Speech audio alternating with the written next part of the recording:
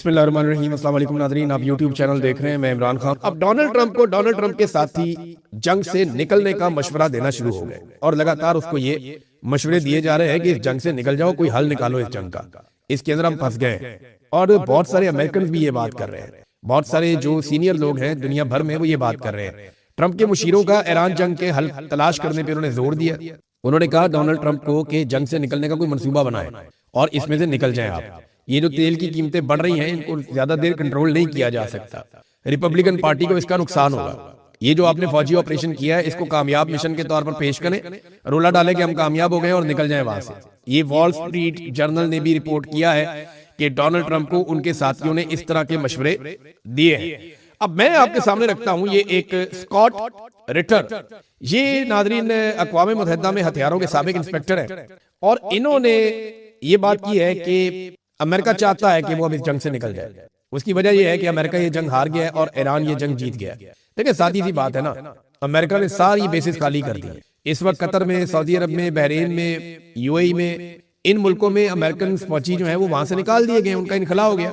अमेरिकी शहरी जो है वो बहुत बड़ी तादाद में वहां से निकलकर दूर चले गए हैं। अमेरिका अपने बहरी बेड़े और अपना सामान उठाकर यहाँ से ले गया है। जो उनके दिफाई निजाम यहाँ पे लगे हुए थे, एयर डिफेंस सिस्टम, उनमें बेशतर जो है वो नकारा हो गए या वो प्रॉपर तरीके से काम नहीं कर पा रहे। अभी कोरिया से अमेरिका ने, जनूबी कोरिया में अमेरिका का सिस्टम लगा हुआ है, वो सिस्टम भी अमेरिका ने इस खित्ते में मंगवा लिया कि यहाँ पे लाकर लगाया जाए ताकि यहाँ के डिफेंस को दोबारा तगड़ा किया जाए। अमेरिकन और इसराइली लगातार कोशिश कर रहे हैं कि जो उनका दिफाई निजाम है, फिजाई दिफाई निजाम जो ईरान के मिसाइलों को और ड्रोन्स को रोक सकता है, उसको दोबारा से इंटैक्ट किया जाए। उसका एक बड़ा हिस्सा जो है वो अब फंक्शनल नहीं रहा। ईरान ने ना लड़ाई के पहले 10 दिनों में जो अचीव किया वो ये है कि उन्होंने जो अमेरिका और इसराइल की जानिब से इस खित्ते में लगाया गया एक फिजाई दिफाई निजाम का जाल था उसको तोड़ा है और उसमें ऐसी जगह बना ली है जहां से अब वो अटैक कर सकता है। उसके बाद बहुत सारी अब इंफॉर्मेशन है और ये चाइना और रशिया की मदद से उसको हासिल हुई है। सैटेलाइट के जरिए से, इंफॉर्मेशन के जरिए से, इंटेलिजेंस के जरिए से ईरान वो कुछ जानता है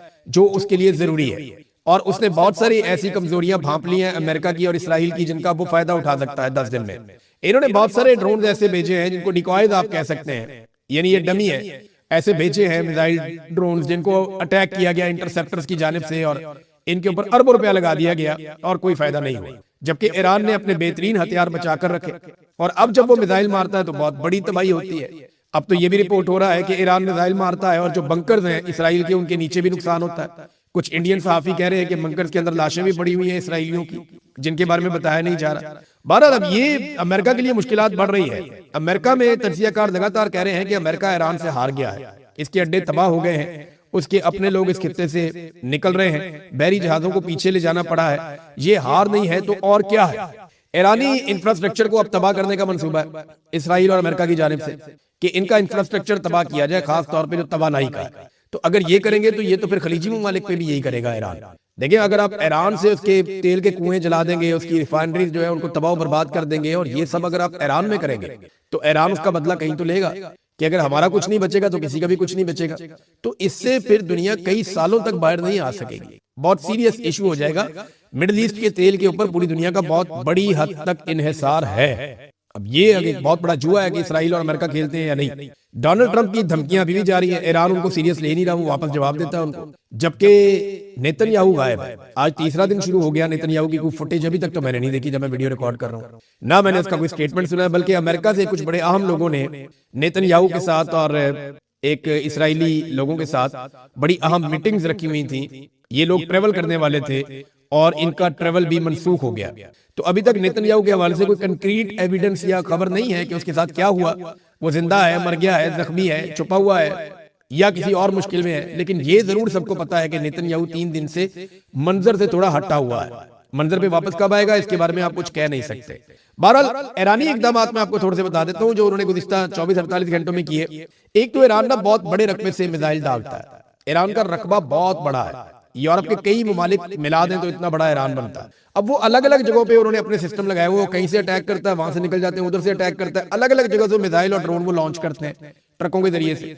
तो आप उनके लॉन्चर्स को तबाह नहीं कर सकते, जितनी देर में वो लॉन्च करते हैं आप पहुंचते हैं वो निकल जाते हैं। तो ईरान का रकबा इतना बड़ा है कि आइडेंटिफाई करना, जगह का और वहां पहुंचना ये अमेरिका और इसराइल के लिए एक मुश्किल काम है।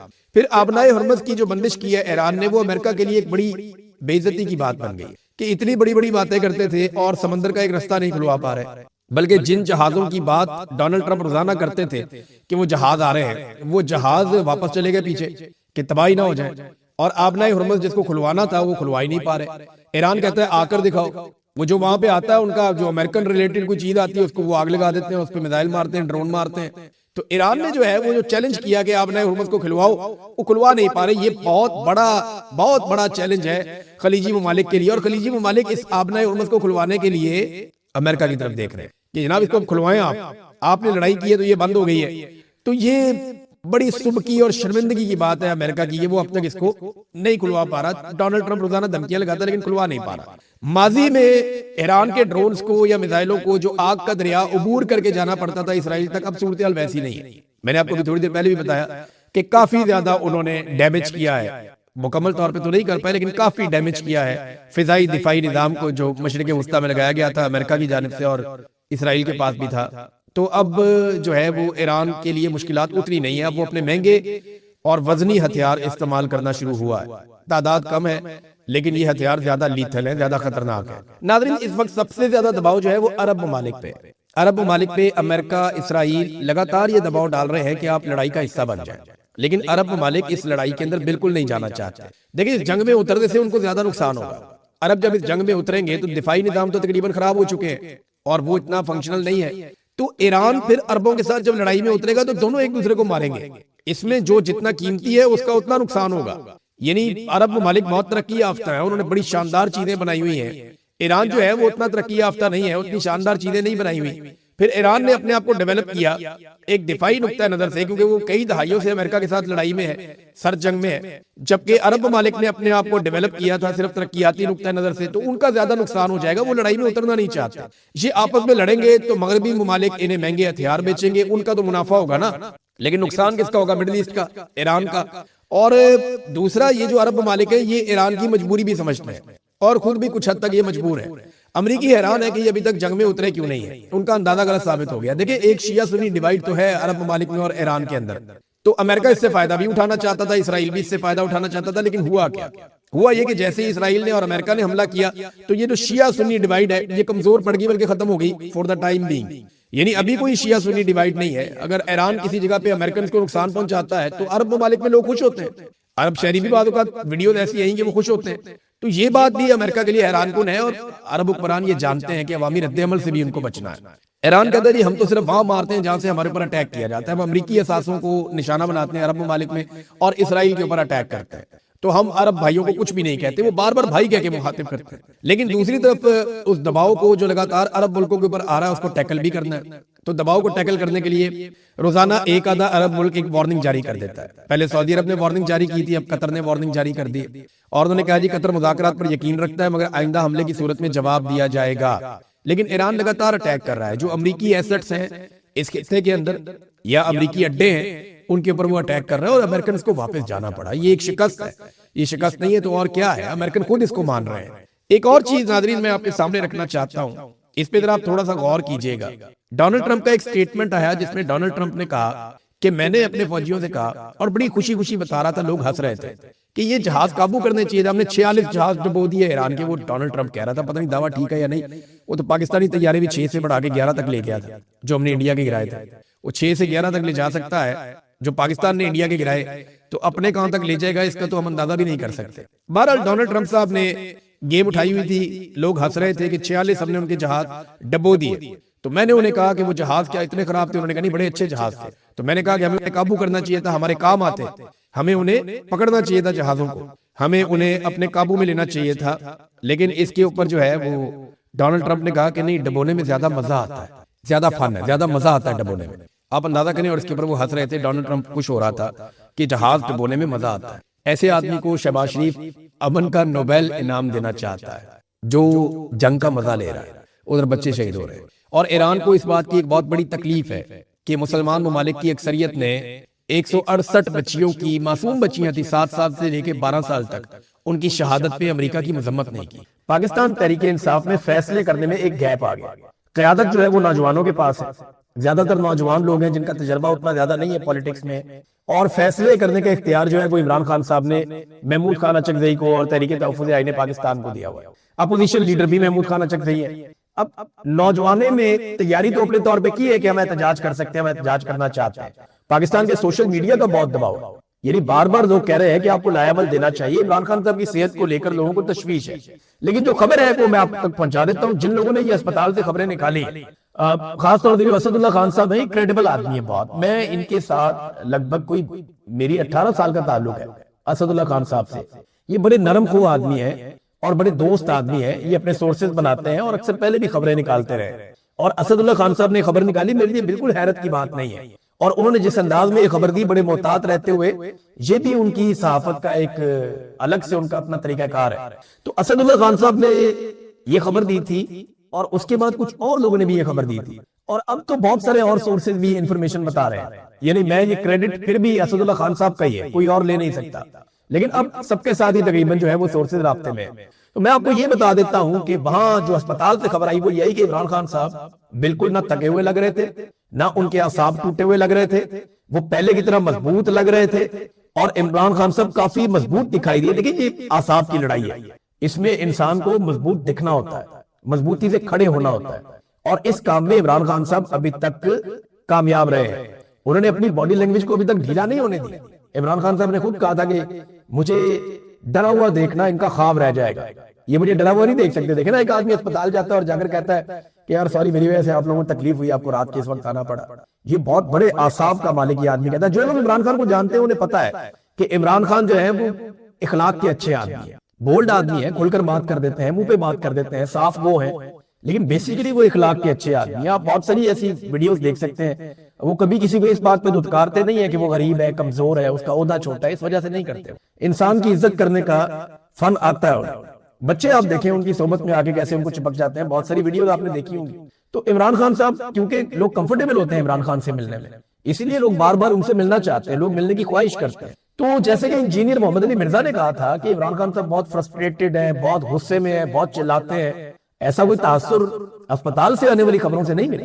इंजीनियर मोहम्मद अली मिर्जा साहब की जहां बहुत सारी खबरों की नफी हो गई, वहां पे बदकिस्मती से है, उनकी बदकिस्मती है ये कि उनकी इस खबर की भी नफी हो गई कि इमरान खान साहब बहुत ज्यादा गुस्से में है, फ्रस्ट्रेशन में है, या वो चिल्ला रहे हैं, या वो ऑडियो बाहर आ गई तो ये हो जाएगा, वो हो जाएगा। देखें, इमरान खान को अस्पताल लाया गया और अस्पताल में उनका एक ट्रीटमेंट किया गया। अब वो कितने बड़े दिल गुर्दे का आदमी है कि उसे पता है उसकी फैमिली को भी नहीं आने दे रहे, किसी बंदे को वो पर नहीं मारने दे रहे, पूरे निजाम ने उसको यरगमाल बनाया हुआ है, डर उसके करीब से भी नहीं गुजरा। जब इस उम्र के आदमी को, इस तरीके से, इस लेवल के आदमी को आप खुफिया तरीके से जेल से निकालते हैं, तो तनहा आदमी के दिल में ये तो होता है कि मुझे निकाल क्यों रहे, कहीं ये मुझे कहीं और तो नहीं। 100 खदशात होते हैं आपके दिमाग में, लेकिन वो पागलपन की हद तक दलेर आदमी, वो इनके साथ अस्पताल भी गया, वहां पे बिल्कुल नॉर्मल भी रहा, और वहां पे ट्रीटमेंट करवा के वापस जेल भी चला गया। अब ये तो होगी इमरान खान की बात, लेकिन उनकी फैमिली और उनकी पार्टी के जो लोग हैं उनकी तशवीश बिल्कुल जायज है। उसकी वजह यह है कि इतने महीने हो गए इमरान खान साहब को किसी ने देखा ही नहीं। दिसंबर में आखिरी मुलाकात हुई थी और अब फरवरी शुरू हो गया। अब अंदाजा करें कि दिसंबर में आखिरी मुलाकात हो रही, ये जनवरी भी खत्म हो गया, और दिसंबर के बिल्कुल शुरू में एक मुलाकात हुई थी इमरान खान साहब की बहन की। उसके बाद तो कोई इमरान खान साहब को मिला ही नहीं, और उससे पिछली जो मुलाकात है वो भी 1 महीना पुरानी है, और वो भी बिल्कुल मुख्तसर सी मुलाकात है, इसमें सही तरह बात भी नहीं करने दी गई। तो तशवीश तो होगी, और सबको तशवीश होनी भी चाहिए। इमरान खान साहब के डॉक्टर ने भी स्टेटमेंट दिया, और जो इमरान खान साहब के डॉक्टर ने कहा ना, वो बड़ी इंपॉर्टेंट बात थी। मैं पहले वो आपके सामने रख देता हूं कि इमरान खान के डॉक्टर ने क्या कहा। इमरान खान साहब के डॉक्टर ने कहा कि इसकी वजाहत या तस्दीक नहीं हो सकी कि इमरान खान की बीमारी की नौइयत क्या थी। हमें तशवीश है कि ये एक सीरियस कंडीशन है, और ये इसके लिए एक्सपर्ट मेडिकल केयर रिक्वायर्ड है। हर आंखों का डॉक्टर इस बीमारी का इलाज नहीं कर सकता, बल्कि खास आंखों के डॉक्टर जिन्होंने स्पेशल ट्रेनिंग ली होती है, या इस किस्म की बीमारी का उनके पास तजर्बा होता है, वो इसका इलाज कर सकते हैं। जहां तक हमें पता है, इस्लामाबाद के जिस अस्पताल में खान साहब को ले जाया गया, इसमें इस तरह के डॉक्टर्स नहीं है, और इस बीमारी के पीछे कोई और बीमारी होती है जिसकी वजह से ये बीमारी शुरू होती है। इसलिए इस तरह की बीमारियों के भी खान साहब के टेस्ट होने चाहिए, और आंख की बीमारी के एक्सपर्ट को उनका इलाज करना चाहिए, जो खास तौर पे इस बीमारी का एक्सपर्ट है। इसीलिए खान साहब तक हमें रसाई दी जाए। अब ये बड़े सीरियस कंसर्न है। वो कहते हैं वो फैसिलिटी वहां पे नहीं है जो इमरान खान साहब को बीमारी है, और वो स्पेशलिटी उन डॉक्टर्स के पास नहीं है जो इमरान खान साहब की बीमारी है। फिर वो ये कहते हैं कि ये बीमारी पैदा होती है किसी और रीजन से, कोई और बीमारी होती है जिससे ये जन्म लेती है, उन बीमारियों के भी इमरान खान साहब के टेस्ट होने चाहिए। तो ये बड़ा लंबा चौड़ा प्रोसीजर है, आप इसको हवा में ना फेंकें। साबिक वज़ीर आज़म है, हमें रसाई दी जाए इमरान खान साहब तक और हमें टेस्ट करने दिए जाए, ये इमरान खान साहब के डॉक्टर कह रहे हैं। अब दबाव इंटरनेशनल बहुत ज्यादा बढ़ गया, तो जैसे जैसे इंटरनेशनल दबाव बढ़ा है वैसे वैसे सूरत मुश्किल हुई है। और अब जनाब एक स्टेटमेंट इसके बदले में, इसके मुकाबले में आ गया प्रोफेसर डॉक्टर राना इमरान सिकंदर का, जो एग्जीक्यूटिव डायरेक्टर है पिम्स अस्पताल के। अच्छा, मैंने गौर किया, इनकी वीडियो देखी एक दो दफा, इन्होंने अंग्रेजी में स्टेटमेंट दिया और ऐसा लग रहा है जैसे प्रॉम्प्टर पढ़ रहे हैं, यानी इनके सामने लिखा हुआ बयान दिया गया, ये लिखा हुआ बयान इन्होंने पढ़ा है और जिस तरह वो बयान लिखा गया है हमें ये भी आइडिया होगा कि मिलिट्री एस्टेब्लिशमेंट का ही लिखा हुआ बयान होगा। अब वो बयान इन्होंने पढ़ के एज इट इज सुना दिया, जो बयान इनको दिया गया, और ये बयान दिया गया अंग्रेजी में लिखकर। उसकी वजह यह है कि इंटरनेशनल मीडिया में ये खबरें आ रही हैं, इंटरनेशनली प्रेशर डेवलप हो रहा है और एक बदनामी हो रही है पाकिस्तान के मौजूदा रजीम की कि साबिक वज़ीर आज़म के साथ किस कदर घटिया सलूक किया गया है कि उनकी फैमिली को भी आगाह नहीं किया और उन्हें अस्पताल में लेकर चले गए और उनका ट्रीटमेंट भी कर रहे हैं। और दूसरी तरफ शदीद तशवीश है कि खुदा न खास्ता उनकी आंख ज़ाया हो सकती है। अब ये है जनाब ये सूरत। अब इसमें जो डॉक्टर उनका स्टेटमेंट देता है वो ये कहता है कि इमरान अहमद खान न्याजी, उम्र इनकी 74 साल, इनकी दाई आंख की बिनाई कम होने पर पिम्स अस्पताल के सीनियर माहिर चशम ने अडियाला जेल में मुकम्मल आंख का मुआयना किया। तशखीस में दाई आंख में मरकजी रेटिना वेन, ये वेन होती है, रोके जाने की तस्दीक हो गई, यहाँ पे ब्लड की सर्कुलेशन रुकी। अब पता नहीं, ये बहुत मुश्किल सा एक और नाम लिखा हुआ VEGF इंजेक्शन की जरूरत बताइए, बताया जनाब पिम्स अस्पताल के अंदर ये वाला इंजेक्शन लगना है। इमरान खान की मुकम्मल रजामंदी के बाद ऑपरेशन थिएटर में कामयाबी से इलाज मुकम्मल किया गया, यानी इमरान खान साहब से पहले पूछा गया, उन्होंने इजाजत दी, उसके बाद वो कह रहे हैं हमने किया। इमरान खान की हालत ठीक रही, अस्पताल से मामूल के बाद हदायत दी गई और फॉलोअप की हदायत दी गई, दोबारा आपको चेकअप करना पड़ेगा, इसके साथ उन्हें डिस्चार्ज कर दिया गया। अब देखिए मामला यहाँ रुका नहीं है, ये जिसको टीका लगता है ना, ये एक नहीं लगता, ये 3 लगता है। मुख्तलिफ डॉक्टर्स ने ये राय दी।